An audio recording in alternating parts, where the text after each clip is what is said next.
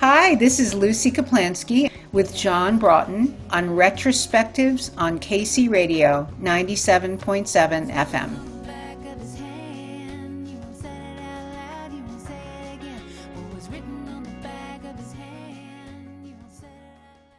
I'm ready. Terrific. Hey, since we last spoke, you've relocated to Massachusetts, to Truro, Massachusetts, moving from New York. What brought about the move, and has the change influenced your creative process at all? Well, we didn't relocate. We bought a second home. Ah, And this was only, that's where I am right now. And it was only supposed to be like a summer place. And then the pandemic hit, and we live in New York City. So we escaped. And as my husband said, it was kind of like a lifeboat for us. Um, so we live here part-time, maybe close to half-time, but we still live in New York also. oh, okay. Um, well, I don't know that it's affected, I don't think being here has affected specifically my writing process, but certainly my entire sort of sense of well-being because it's so incredibly beautiful and peaceful here. And I've been living in Manhattan for 45 years, so it's quite a contrast. Hmm. So apart from writing new songs, what else has been keeping you busy during the lockdown periods? That was about it until I started doing shows again, really just the beginning of this year. I mean, I didn't have a show for almost 2 years. So I really just wrote and volunteered for the election when the election came around and walked the dog and cooked and and read a ton of books. Hmm. That was about it. So obviously, this album was created during lockdowns. And I guess no doubt it's been near impossible not to have the pandemic in mind. So much it's dominated all our lives over the past couple of years. Are there any songs on the album that may not have even existed or surfaced in a non-COVID world? Oh yeah, absolutely. Elmhurst Queen's Mother's Day would never, ever have existed. It's completely about the pandemic. I can say more about that, but Mary's Window, likewise, would not have existed because that's Mm. also about a whole sort of aspect of the pandemic. Let me think. That those are the two that immediately leap to mind that are very, very much about the pandemic. Yeah, centered on that. Were you conscious of all of not writing an album full of pandemic-related songs? No, it was just sort of like what I managed to write. And I just mention that all the songs are co-written with my husband, Rick Yeah, Litvin. that's right. So, Yeah. um, uh, no, it was just a matter of getting enough songs that we thought were good enough. And it didn't matter what they were about. If they were all about the pandemic, that would have been fine if they were good. Yeah. Yeah. How did the writing process work between you and Rick? Does it vary from song to song, or was it pretty much all the way Yeah, through? it totally varies from song to song. We've been writing together for like almost 30 years. And it's just run the gamut of, sometimes he's not a musician, so sometimes he's had the bulk of a lyric and I've helped him finish it and I've put it to music. And sometimes I've had the bulk of a lyric and the music and he's helped me finish the music. And sometimes it's really just a collaboration from the beginning. Do you think years down the track, when you look back on this record and comparing it to your other albums, you'll look at it in a different way, considering the state of the world and the times that we're living in at the moment? Can you repeat that question? Yeah, sure. Sorry. When you look back on this record in years down the track, do you think you'll look on it in a different way because of the state of the world at the time? Yeah, and also what my life was like when the record was created. It's just a completely unique time in my life. I mean, I've been touring nonstop for 25, almost 30 years, and all of a sudden I was just home for 2 years. So Mm, that will always be part of, oh, I'm sorry, that's okay. um, that will always be a part of the way I sort of think of this album is that it was a very strange, unusual time in my life. So I guess during lockdown, you've had all the time in the world to sit down and write, as opposed to in the past having to find time to write. Uh, does that contribute to maybe a different process in writing because you've got that extra time? I wouldn't say it's a different process, but it just happens a lot more frequently. Like what I decided to do early on in the pandemic, when literally none of us knew if there would ever be shows again, like if ever anyone would be able to gather in a room together again. I thought at some point, I thought, well, I don't have any control over that. I don't know if I'll ever have a career again, but the one thing I have control of is I can write. So Mm. I started a routine, which I always aspired to, but touring and life got in the way of writing every single day. So after breakfast every morning, I would write. I would set aside time to write, and it's amazing that just having the time and energy and space for that really resulted in a lot more songs getting written than I've ever been able to accomplish in such a relatively short period. Did you find yourself going through a more stringent editing process because you had that more time to work on the songs? No, I mean the editing is always pretty stringent, and that's partly Rick. Rick helps me. He's a great editor, and he helps me. I mean, we kind of hash this stuff out together, and everything is edited to death. Mm. Everything until it's really, really right. So I would say that that's the same. That's the same. Mm. Hey, one thing you've done here is you've literally cut out the middleman in terms of distributing the record. And did you hold hope that that may be a trend now for other artists to look at going down that path, considering there's so little return financially in streaming? Right. So it's not just the middleman. I made a decision about 4 years ago with my last album, Everyday Street. w- Since CDs don't sell anymore because people can stream them for basically free, Yeah. what if what if I made an album and it wasn't available for streaming? Would people buy albums? And it was like an experiment. I had no idea if it would work, and it did. And I sold a bunch of my last album, and I've already sold a bunch of this one. And um, I think, and I don't know anybody else who's doing it this way. So I think it's a good model for someone who's got a fan base, an established fan base. It'd be very, very hard to do this for someone just starting out. But Yeah. I've got a fan base on social media and email and who come to my shows, and they buy the CDs. So it seems like for someone who's kind of more established, been around, it seems like a smart model to me, I think. I mean, Mm. it seems to be working for me. Has it felt kind of liberating having that total control? Absolutely. You know Yeah. what? It feels great. I'm enjoying running my own business very much. I'm kind of a natural businesswoman. Um, so that's part of it, that it's just really fun for me and natural. B, I'm making more money on albums than I've ever made ever in my career.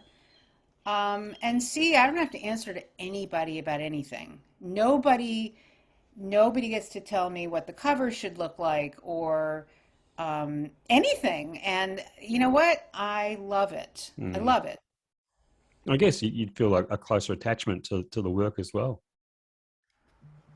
I mean, I guess I do because it's my baby. It's purely my baby. Yeah. It was always, I recorded for a wonderful record company named Red House for Yeah. years, and they launched my career and gave me just invaluable help and support.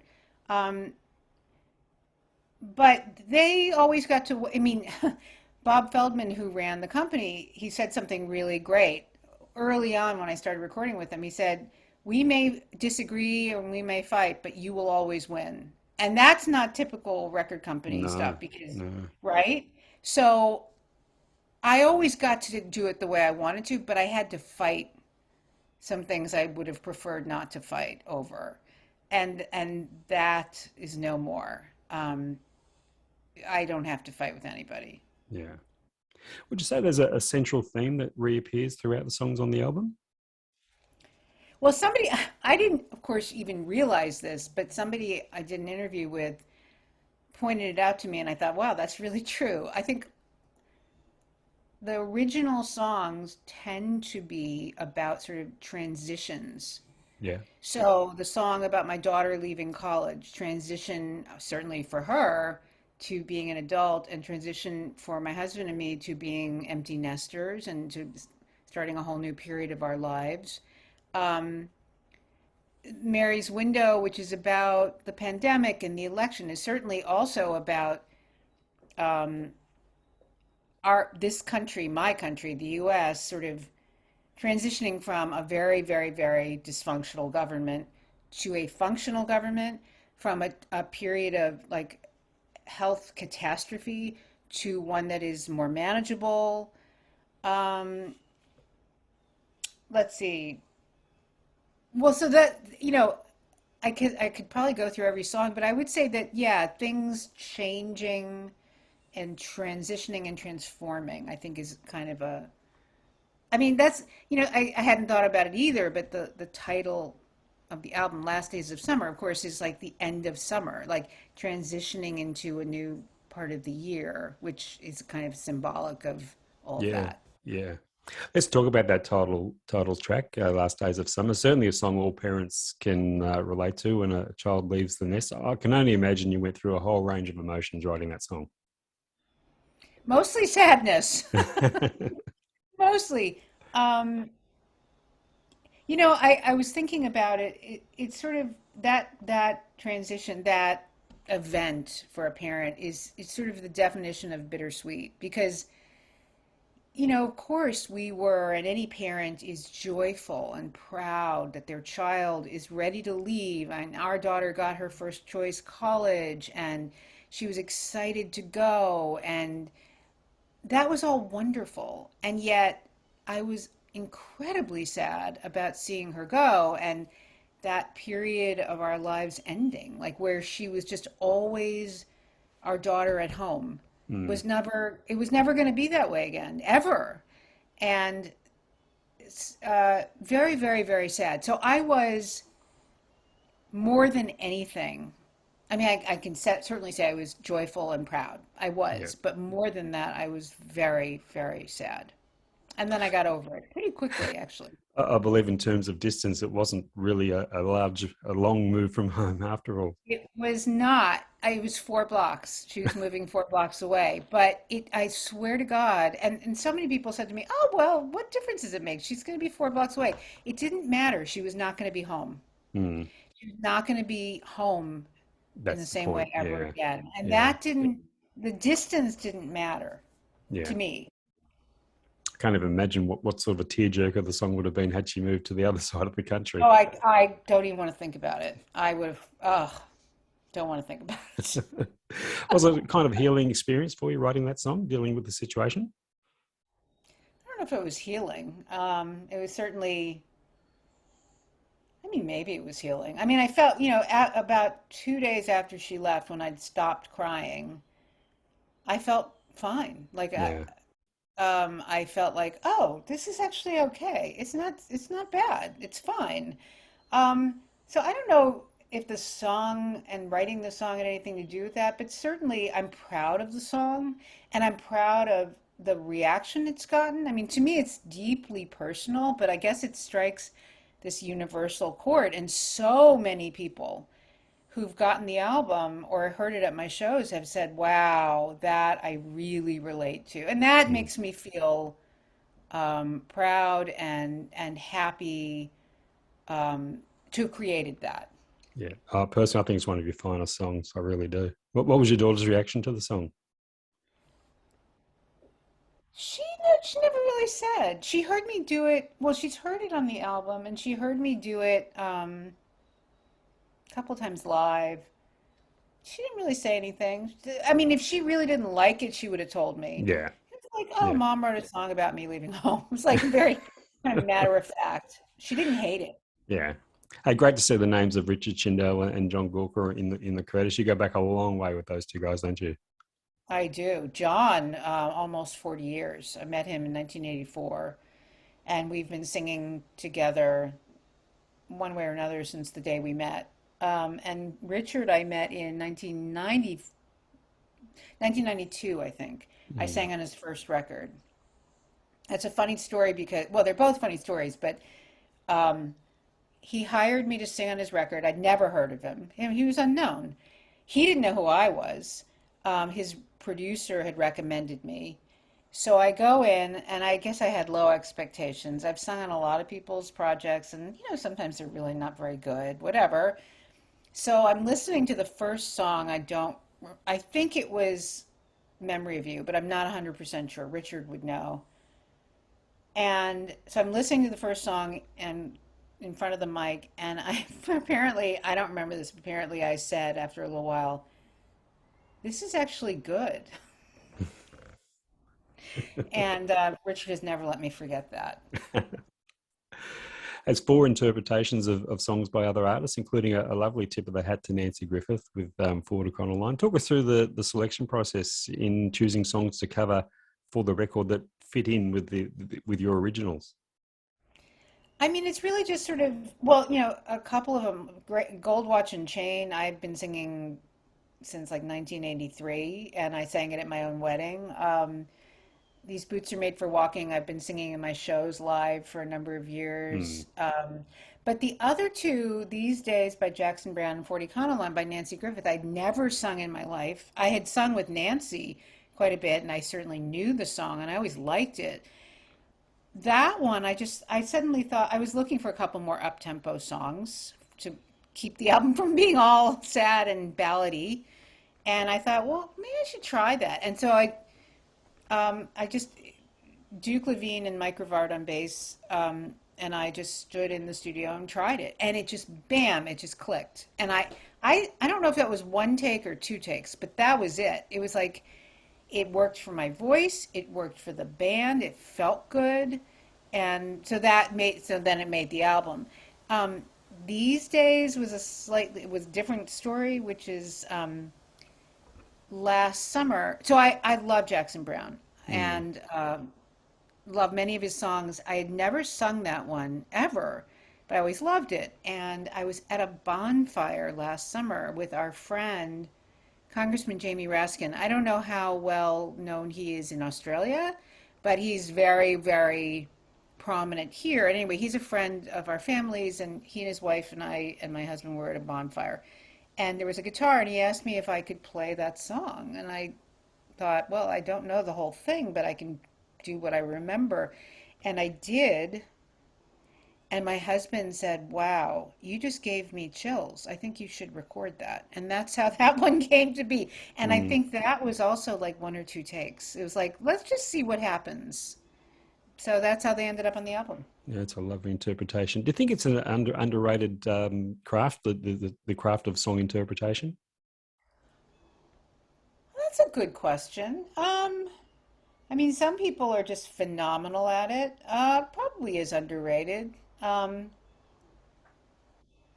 that's a really good question. I mean, Nancy Griffith was in addition to a wonderful writer, was did fantastic cover Oh songs. I mean, yes, cover yeah. versions. Um, Bonnie Raitt, I mean, go on and on. Sean Colvin.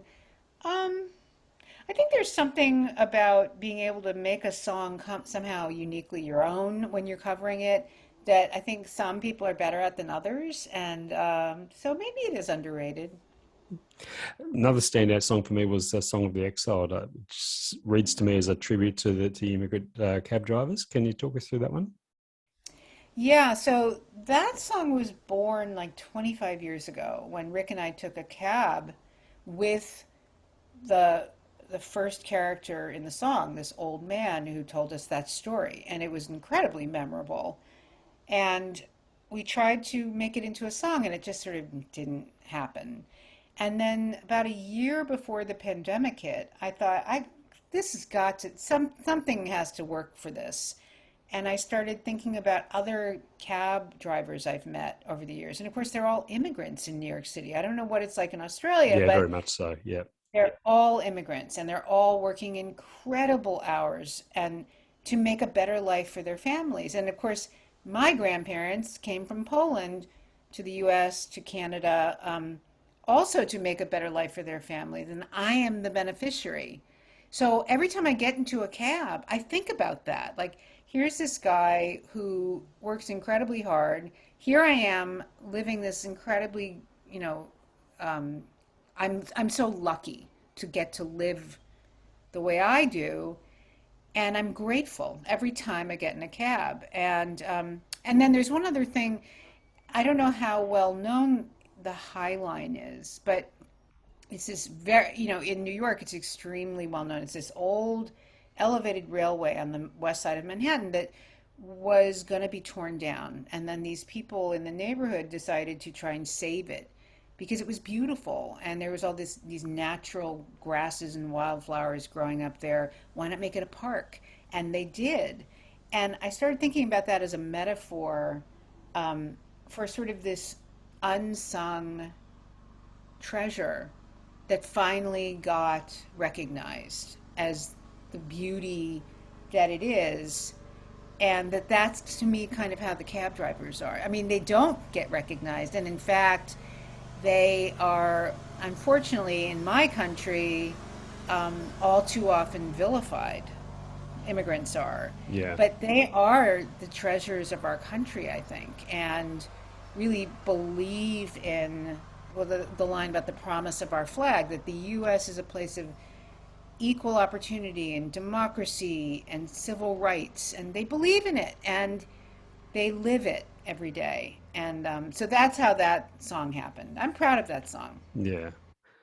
Mary's Window, we touched on it earlier. It's a song that goes through the dark days of recent years. But what I do love about it is it does end on a positive note. Was that something you're keen to do with that song? Well, it started out as a very dark, sort of despairing song about the pandemic and the losses people were suffering, especially older people who were isolated in their homes and were missing out on just the everyday interactions of life that are really important. They're called weak ties. Like, you go talk to the guy who serves you your coffee every day and you chat, or the cashier in the grocery store. So it started out as that. And and then I started thinking about how older people, well, they've been through way worse. World War II, the Depression, and they came out of all of that, stronger. They fought, they fought to, not fought, they stood up against tyranny, against hardship, stood up together.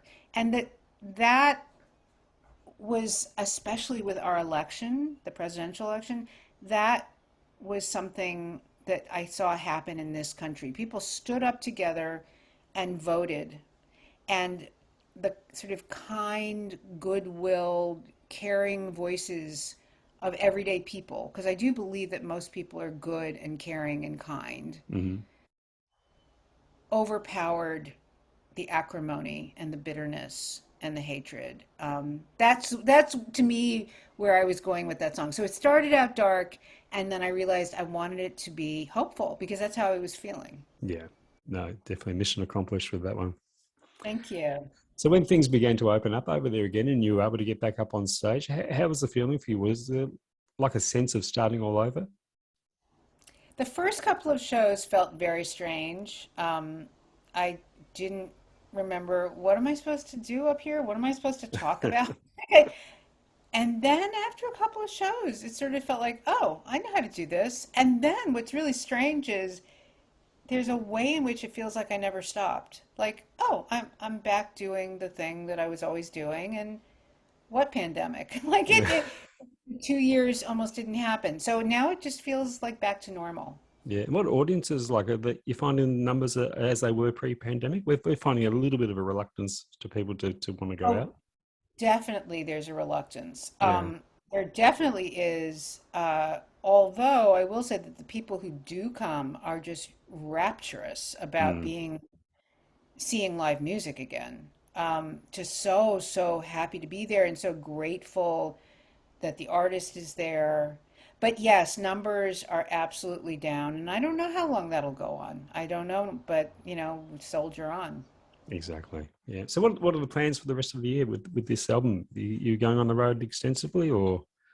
Yeah, so not so much this summer. I have a handful of gigs this summer, but I have a lot of gigs planned for the fall and the winter.